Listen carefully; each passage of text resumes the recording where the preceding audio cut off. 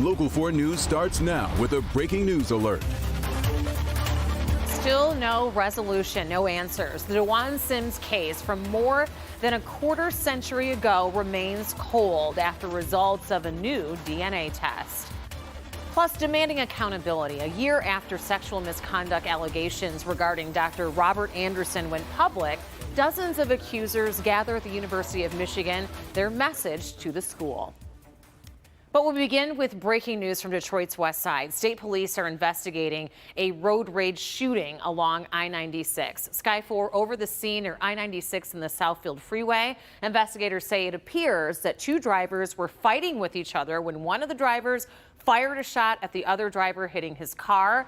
No one was hurt. The northbound ramp of the Southfield Freeway to eastbound I-96 has since reopened after being closed for a time for the investigation. The other top story we're following is former University of Michigan football players and other athletes gathering near the Big House in Ann Arbor to urge the school's governing board to launch a full investigation of the alleged sexual abuse committed by Dr. Robert Anderson. Rod Maloney joins us now with more on this story, live there in Ann Arbor. Yeah, you know, Rhonda, we're here next to the Big House, and of course the house that Bo built along with Don Canham, and they became the central parts of this. Today it was Don Canham and not Bo Schembechler that was the focus. Three former students, two of them former athletes, came forward and saying some major changes need to be made at this university. In the shadow of the Big House, they gathered and put the blame squarely on the university itself. They want the university to open up its records and also openly admit to the Anderson problem fully. They do so because they are part of the massive lawsuit against the university and have remained anonymous until this morning. First is former U of M student broadcaster Richard Goldman, who knew Bo Schembechler, and the late U of M athletic director and Bo's boss, Don Canham. Goldman says while simply seeking a referral to get a migraine treatment, he ended up molested by Anderson, and he's furious. The games have to stop. Whatever one thinks of Bo Schembechler doesn't matter. Can we laser focus on the fact that the employee went to the employer? The employer was Don Canham. The 60s and 70s don't matter. Why? Because he had from 1981 to 83 to do something about Dr. Robert Anderson, and he did nothing. Former U of M football star running back John Vaughn gave an even more in-depth understanding of the abuse. For the first time we've heard in this entire situation, he said because of his mother having cancer, he needed infinitely more invasive examination from Dr. Anderson. Open up my personal records and show me the chain of custody of where my sperm samples I was forced to give under the hocus pocus guise of medical treatment and research in athletes like me. Now, the University of Michigan put out this statement after the news conference today saying, quote, the University of Michigan is actively engaged in a confidential court-guided mediation process with the survivors of Dr. Anderson's abuse, and we remain focused on that process. The Wilmer Hale investigation team had full access to all available information. They decided what to review and what to consider. Their report made it clear that many survivors required confidentiality as a condition for speaking. So much more to talk about with this, and we'll have full reports and coverage coming up on Local 4 News at 5. Reporting live from Ann Arbor, Rod Maloney, Local 4. All right, Rod, thank you. Also breaking this noon, Livonia police say that the Dejuan Sims case remains open after a DNA test returns with no match. Dejuan Sims was reported missing on December 11th of 1994 from the Wonderland Mall in Livonia. A man came forward on social media in December of 2019 claiming that he thought he could be Sims. Livonia police said today that no match was found. The case remains unsolved and Sims is still considered missing. Police are asking anyone with new information about the case to contact the Livonia Police Department. Also making headlines, be on the lookout for this man, Amos Lowe. Flat Rock police are looking for him. He's being called a person of interest after his wife was found dead Tuesday in their home. And new at noon, state lawmakers in both legislative chambers reach a compromise to allocate more than $6.6 billion in federal pandemic funds. The State House and State Senate passed separate multi-billion-dollar bills with almost unanimous support. The bill approved in the Senate includes more than $4.3 billion for Michigan schools.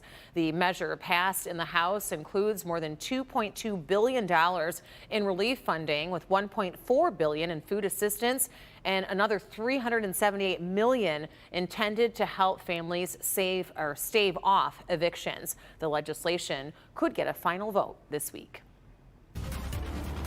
And now to our breaking news out of Geneva, where the summit between President Biden and Russian President Vladimir Putin has ended. Putin and Biden are speaking to the media separately. These are live pictures of Putin speaking right now. He just told reporters that he and President Biden have agreed to return ambassadors to their posts in a bid to lower tensions. We are expecting to hear from President Biden around 12:30, so we will monitor that for you, but we are aware that that time is a moving part and may change.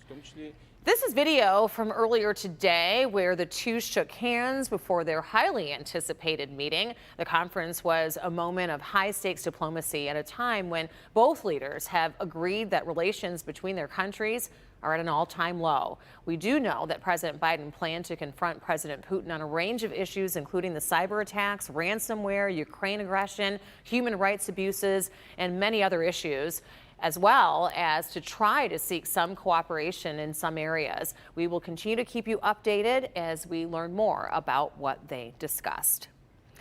More fire balloons that have been launched in Gaza. A new video shows several mass Palestinian militants preparing and launching the balloons. It comes hours after the Israeli military struck targets in Gaza in response to the first volley balloons launched. Now, that sparked multiple fires in southern Israel, and this was the first airstrike attack since that ceasefire ended the war with Hamas last month. The flare-up also has created a test for Israel's new government, which took office earlier this week.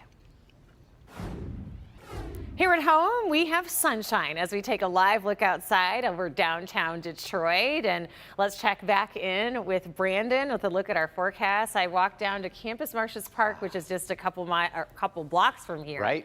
And it is just so gorgeous out today. It's perfect. Right. I mean, you don't work up a sweat just walking a few blocks like we have the last couple of weeks, and some high hump day clouds. That is about it. Lots of sun, upper 60s, but mainly lower 70s, and a north wind a lot lighter than it was yesterday. So we really enjoy these middle upper 70s, sun and some cloud cover. Not much. You can see the clouds kind of blowing down from north to south.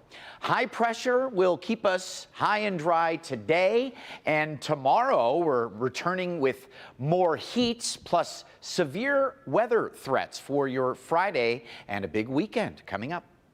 All right, Brandon, we'll see you here in a few. Meanwhile, we're turning our attention to the coronavirus and daily case numbers we are expecting this afternoon. So we'll get you updated on that in later editions of Local 4. But also nationally, a grim milestone has been reached. The United States passes 33,487,000 positive coronavirus cases and 600,000 deaths from this virus. Meantime, according to a new report from Fair Health, almost 25% of COVID-19 patients develop long-lasting symptoms. It is not clear why that happens, but we have certainly heard about those long haulers. Still to come, an exciting initiative. Detroit Mayor Mike Duggan announces a new campaign to reduce e-waste, create green jobs, and shrink the digital divide. We'll share all the details next.